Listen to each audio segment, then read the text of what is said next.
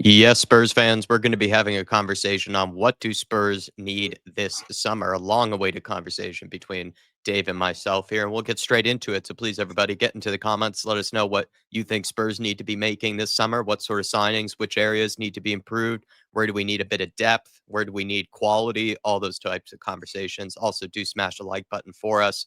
Now, maybe we start up where Dave and I think we do need probably the majority of our attention, which is up front. I think I've made it quite clear that Spurs, in my opinion, aren't necessarily a very clinical team. I think this Mm, last season we had a huge issue with putting teams away when we were in the lead. Granted, we'll talk about the midfield and the defense. We were not very good at holding on to leads, but for me, it actually more had to do with when we did have that chance to go 2 goals up, 3 goals up. We just didn't really have the forwards, the wingers or the strikers really to put away those chances. And then sometimes when we were in good areas to create a good chance, we just didn't have the quality to be able to mm, do so. So for me, the biggest signing we need to be making this summer, I understand people want a number 6. I understand it. But for me, it more is a forward, specifically a winger of some type that can not only create, but can actually put away chances and score goals mm. as well, which is why I'm really happy with the links that we have had with the likes of Eze,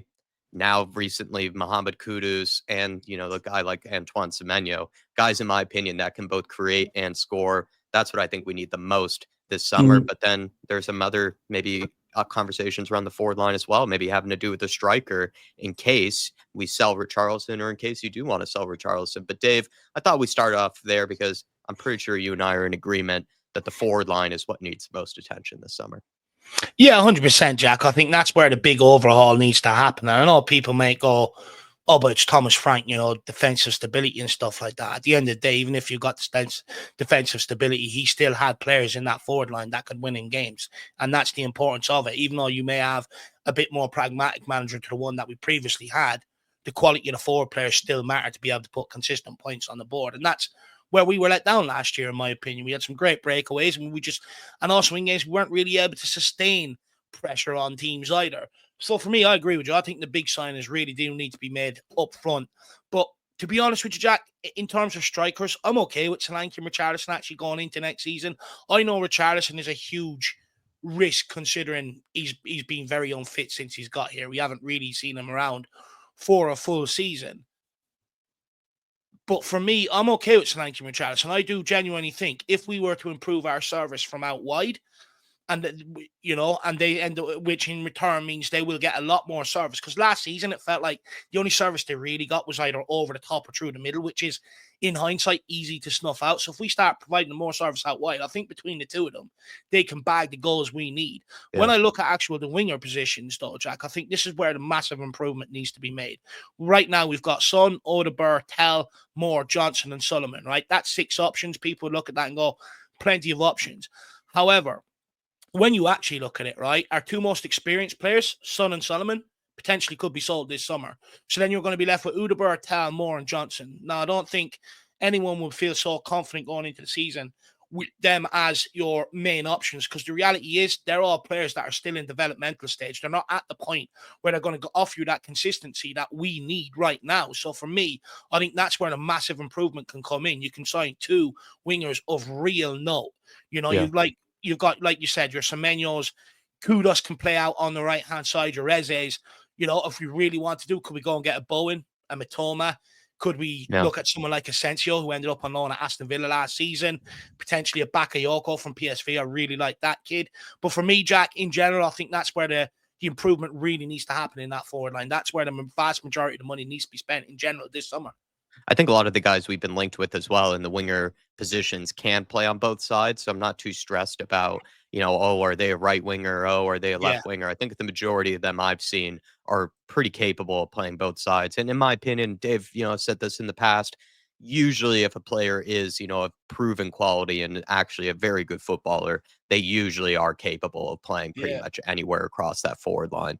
Not saying that they could play up top or anything, but usually left, right, doesn't really matter. They can still be dangerous and they can still create as well as score goals. And I Yeah. know that's been said a lot of times about Eze, where it's like, oh, but he's never really played on the right. It's like, I think Spurs could find a way to fit him in, Yeah. no matter what. And with the likes of Kudus and Semenyo, I don't think you're going to have that problem at all. I'm pretty sure Mohamed Kudus played plenty of times on the left side because Jared Bowen is the right winger for Yeah. West Ham. I think Jared Bowen would play up top occasionally, but I think plenty of the times when it was Michail Antonio or Nicholas Fulkrug or whoever it might have been, I think their forward line was typically with Kudus on the left and Jared Bowen on the Mm, right. I think maybe it was a little bit different this last season mm. because Michail Antonio had that freakish accident, and then also as well, Nicholas Fulkrug, I think, was dealing with some injury issues. But from my recollection, I'm pretty sure Jared Bowen was the one playing on the right and Yeah. Kudus on the left. And then when you look at Kulusevski as it also an extra option that can also technically play on the left and the right. Spurs have a plethora of choices, I think, for, the winger positions, but I think we need someone that, like I said before, can create as well as score goals. And I think Kudus is capable of it. I think Semenyo is capable of it. And I think some of those other names that you mentioned there, which maybe Mm. haven't been brought up as much, the Matomas, maybe the Bakayokos of the world, could also actually be really good players for Spurs to look Essential. at. There I'd there love needs to us be a to get big him. clear out though in the winger positions because the Solomons, all these guys, there's already so many options with Odebear, who we know is very talented, and you and I both rate. So many options Here's the there, thing really. on that though, Jack, right? Son will probably be sold if we're trying to read between the lines, right? Yeah, Solomon, they're gonna give him preseason, but there's no guarantee they're gonna keep him. So even if we were to keep them, I'd still want to bring in other options because then it means you can loan out Tell or loan out Udaber and let them go and develop elsewhere where it's not actually costing us points. Because that was a big part of our problem last year. We're yeah. playing a lot of players. It's okay to play a couple amongst experienced players, but a lot of times we were relying on a lot of players, young players, trying to develop all at once, and it come back to bite us. Yeah. So for me, I'm okay with bringing in players and then sending others out on loan to develop if they're not ready now. Yeah, I'm also fine with what you said with Richarlison, keeping him on for this one more season. Maybe just the final, final chance to see whether he can actually stay fit, because I just think him and Solanke are actually so similar to each other that it does make a lot of sense, to keep them Mm, both around. I think they both are really dangerous in the air. They're both big strikers that, can occupy a lot of center backs' attention. They work really hard as well, both of them, in pressing and getting stuck in for the team and just causing problems to the opposition back line when playing out from the back. I really like the options of mm, Richarlison and Solanke. Ideal world, ideal situation, I think would have been even though I love Richarlison, we sell Richarlison, and I wish, and I think Spurs really did miss out on Liam Delap. I know you were a big fan of Liam Delap this last season, but the fact that Chelsea only signed him for like 30 million yeah, pounds, that seemed like a very doable transfer for Spurs, yeah, especially since Liam Delap was being brought in to compete with Nicholas Jackson. I could see the same thing with Liam Delap and Solanke. Why couldn't you see them, kind of competing with each other, yeah, 4 minutes in that Spurs forward line? So that would have been ideal world, to bring in someone like Liam Delap. Now that we haven't done, I'm not too excited by the Muniz, rumors. Like, I think he had a really mm, good season 2 seasons ago, but then yeah, when he's being replaced by Raul Jimenez, or Raul Jimenez is playing well enough. I love Jimenez, but the fact that he's somehow come back to take that spot away from Muniz, I don't know if I'm too excited, about that rumor. And then some of the other guys that, we've had mentioned in the past, Jonathan David, I like Jonathan David by the numbers, but whenever I've watched him, I find him to be almost, kind of, I don't know. It's just something about him just doesn't really rub me the right way. And then the other guys I was thinking of would be more young kind of strikers that we would have to develop that, are out there that are very, very talented. But, mm, you kind of do want another striker that can automatically compete with Dominic Solanke yeah, instead of, kind of being one for the future. So mm, I'm actually happy with keeping Richarlison in for one more season to then maybe look onwards to see if there could be someone the next mm, season that we bring in to maybe replace Richarlison or to compete with Solanke, however yeah. you want to put it. Any final thoughts on the forward line, Dave? Or should we move to No, another area? yeah, just quickly on the forward line, I think it's good to have two similar options up front. I think sometimes it can be a headache when a manager has two different options up front and the Yeah. main guy is usually goes out injured and he tries bringing another one because then you almost have to try and adapt your service and stuff. I think with Richarlison and Solanke, you can sort of put the whole ideas, principles, and everything else in behind and still supply it the same way if you take one out and bring one in, if you know what I mean. So I think that's a Yeah. huge, huge benefit. This is where probably a lot of people could disagree with us. A lot of people feel like the number 6 is the most important position, that we need to be signing this Mm. summer. You and I felt differently about it, but why do you think it is, the case that some people want a number 6 more than they want a forward line, or maybe tell them why you think the forward is more important than the number 6. Do you think we need to sign a big name number 6 this summer, Dave? Lots of questions. Look, I think if you're actually looking at Frank's principles and his systems at Brentford, right, Norgard was essential in that number 6 role. He protected the back line, swept up in front of them. Yeah. You would argue at times under Postecoglou, we could have done more of that. Probably would have put more points on the board if we had that guy. Don't get me wrong. I think Bentancur has done a fantastic job. And I think one thing I've always said, a good player isn't a 6 or an 8 or a 10. He can fill in all them roles for you. And I think Bentancur is exactly that, Jack, But I think when you look at the situation, yes, Bentancur is good in the 6. He can get out either side, cut out play. And in possession, he's like a ballerina, right? Very rarely gets caught. And you need that in that number 6 position. But I almost feel like people are left going, but can we get Bentancur back to that number 8 role where he can get forward more? And if you're a manager, you're almost tempted as well to a large degree, Jack, because you go back to that season he had under Conte before he got injured. Yeah, he was all action. Probably our best player. He was all action. Not only was he going on the press, turning over ball, getting on the end of things, scoring goals, assisting goals. You know what I mean? So I think people may look at that and go, but there's more to what we're seeing from Bentancur, if you know what I mean. Yeah. So I think, look, it'd be no harm to look into that specialist number 6 and almost take the shackles off Bentancur to a degree. Yeah. But when you look at them midfield options, Bergvall could do a job, but is he consistently enough or good enough over the course of a season or in the big games where it matters? Archie Gray, again, most people said that's his position.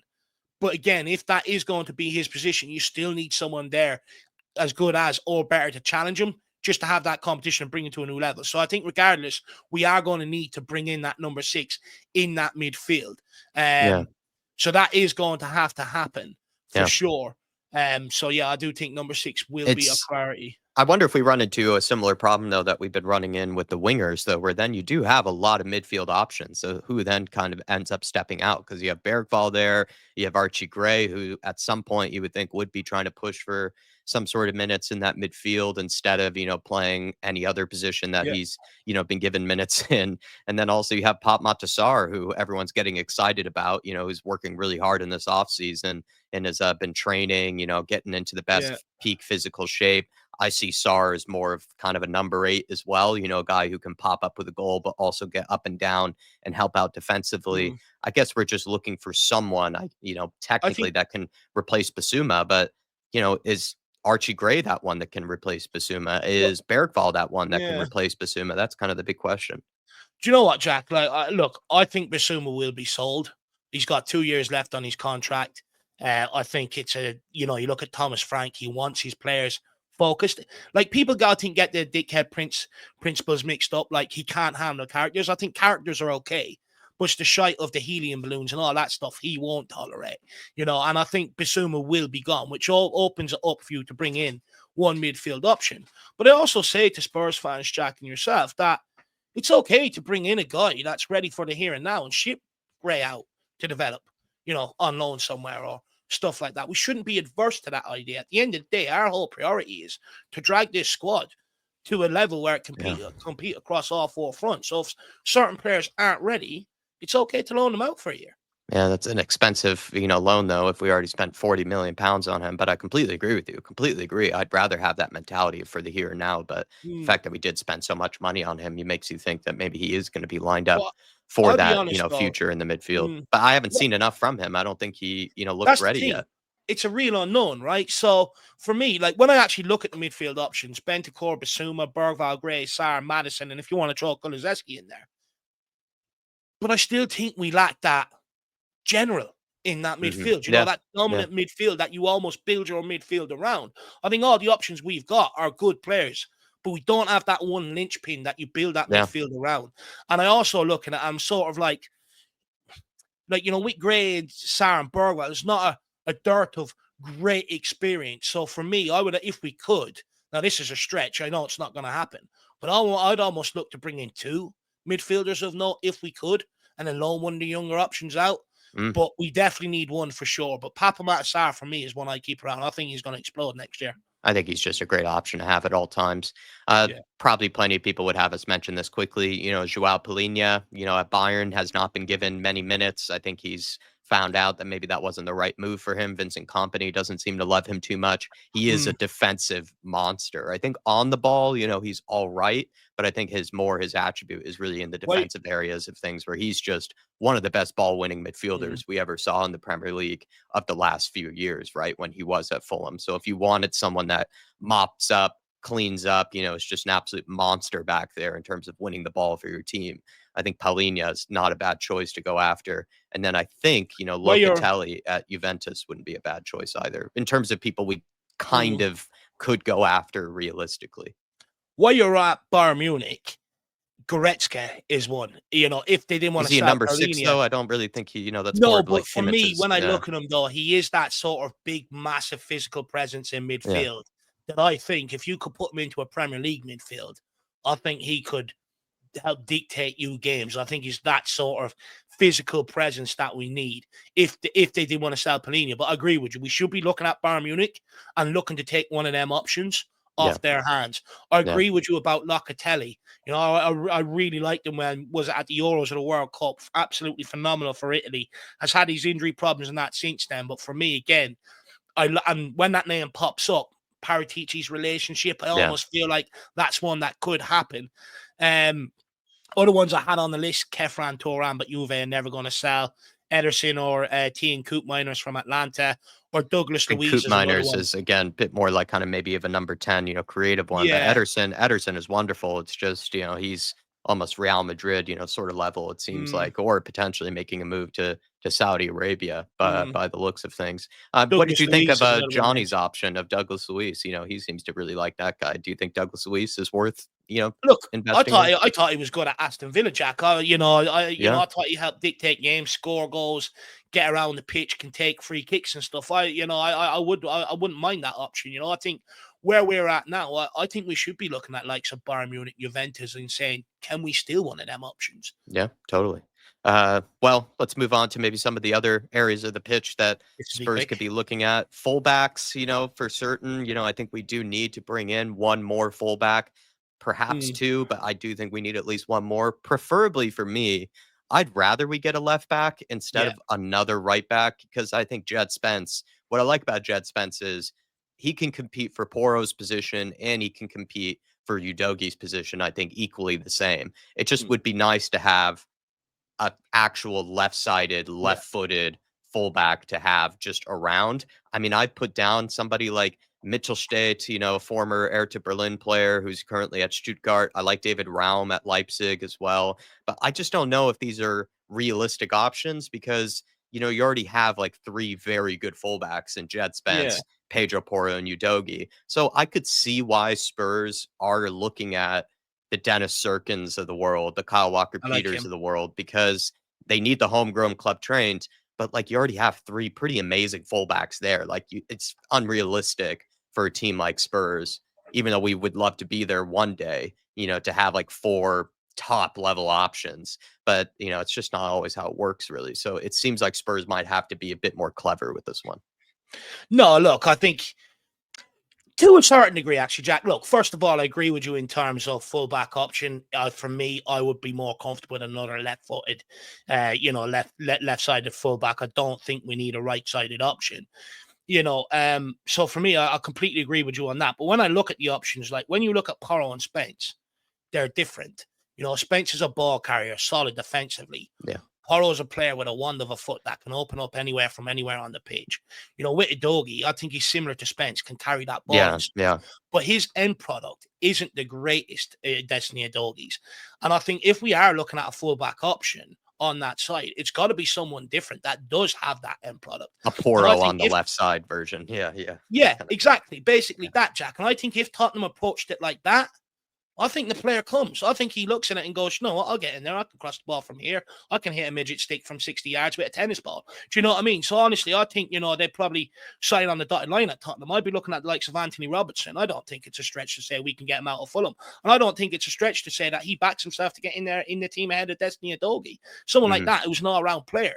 They shouldn't be afraid of competition. They should just look at the options. Yeah, no problem. I'll start. That'd be great. First day of the season. So for me, I sort of agree with you, but I think it's got to be a different option to Destiny Udogi. For sure. I was really disappointed to see Man City went after Ayet Nouri. I was a big fan of his, but perhaps that just shows, how good he really was, He would have been an ideal until option. it seemed like he just wasn't really that paid attention to by Premier League until he Mm. finally made that move to Man City. And now all of a sudden everybody's like, oh, what a player, what a player. I think he's On in a top level mm, fullback. And probably the same with Anthony Robinson. Maybe Anthony Robinson's a bit like Ayet Nuri, where kind of just because he's at a club like Fulham or Ayet Nuri at a club like Wolves, people just didn't really talk about them that much. But mm, Anthony Robinson, I agree, is, top level quality. It'd be great to bring someone like him in. It's just maybe Spurs are going to have to figure out this club home, honestly, this home, you know what I'm trying to say, homegrown club yeah, the dream, homegrown. an option. Yeah, yeah, no, look, I agree with you. That is one they have to sort, but I'd argue why can't they sort that with some of their own academy products? At the end of the day, you can still register them if needed. But look, for me, Kyle Walker Peters. Look, it's not like he's left Tottenham and gone on and achieved great heights and he's coming back, right? We're literally giving him a second shot at another career in terms of taking him out of the championship and rescuing him to a certain degree. And realistically, the only reason why you're signing that sort of player is to tick the homegrown box. That's Yeah. it. Yeah. So for me, again, I would stay away from that. On Dennis Sirkin, I don't know if people remember, but under Jose Mourinho, me and Marcelo were screaming for this guy to be given an opportunity, considering some of the shit that was on display, ahead of him at the time. Glad to sort of see Tottenham sort of resurface their interest in bringing this guy back. I do think he's a good player. He's a player that there's a tug of war with, between England and Ireland, and I think Hungary as well, all trying to get him to represent their country. So a lot of these nations sort of think that he's going to be the next, big player in that regard in one of them positions. So for me, worst case scenario, I would not be upset with Dennis Sirkin, because people don't forget this, but he would also contribute to the homegrown because he came through Tottenham's academy. Yeah. Last, perhaps least, maybe in terms of importance, because we already signed Koto Takai from Japan, from Kawasaki Frontale. Spurs have so many center backs. Takai, Danzo, Dragishin, Davis, Romero, Van de Ven, Vuskovic, Dorrington, Phillips. Surely some of them are going to be put out on loan. Perhaps Davis might be sold. It'd be nice to have another quality center back to back up either Van de Ven. Maybe I'm not sure about Romero. I think you can get away with perhaps Danzo. I think there is a drop off there, but it seems like there are options technically to back up Romero in terms of that right side. But it'd be nice to get in, high quality, left-footed, left-sided center back, to back up Van de Ven. But it just seems like Spurs already have so many options there, in terms of the back line, that it's more important that I guess they figure out if any of the ones they have available are good enough to back up Van de Ven, or they have to get rid of some of them to bring in someone that can back up Thing Van is, de Ven. It seems like some players have to leave before we bring one in. well, the fact that Dave has got a new contract, some people present the idea to me, but Dave, it's so Tottenham can get money. Okay, but Ben Davies ain't walking away from 85k a week down to 15 grand a week. He's just never going to do that at 33. So he's here for the season, which means I don't think, and the fact that we signed Takai shows me we're done in the centre back department in this market this summer.